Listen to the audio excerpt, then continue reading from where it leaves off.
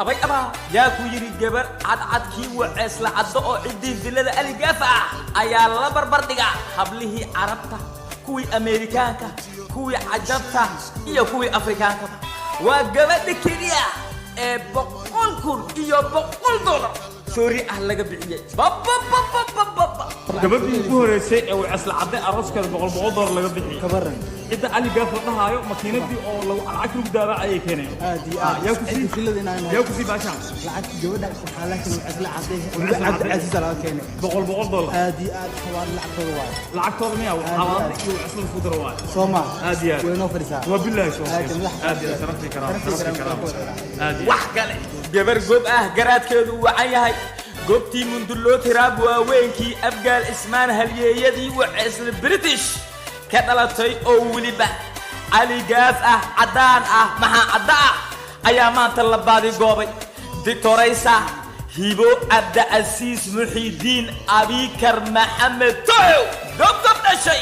garaadkeedu wacan yahay in dheergarad abqari caalim shiiqaa dhalay halyeeyad asturano aadaabsanoo akhlaaqaysanoo ixtiraam badan oo ahludiin ayaa loo baadi goobay wiilkii arkoodoo calmaday halyeeyadii xawaadla ka dhashay oo weliba diga yabar diga aadan warsamo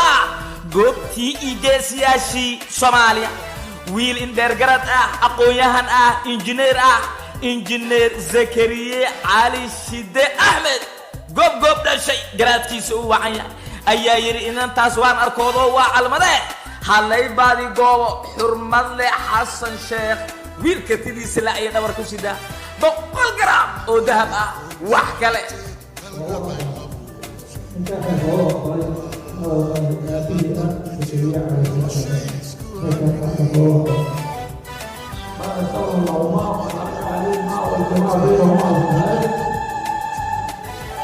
يا سلام مسؤوليتي منصبك ماموس كلها مدحدي مال قبينادي وعسلا عدو علي قافا عدي مشين كلا عكس الدابعي سيد بلاد دحدقتي ولي قول تلين جرو تلين دونا iyo waliba geesiyaashii xawaale ayaa madasha joogay aqoon-yahanadii barofesoradii abtiyaala adeero nabadoono caaqiliin ugaasiin iyo waliba suldaano ayaan madasha ka marneen ku darso gabadhan waxaa abtiyaal wah halyeeyadii samaroon oo makaa'il aadan yoonis reer xayla xasan reer gabdoon reer xirsi reer warfa oo waliba reer almagan ismaan xidi wax kale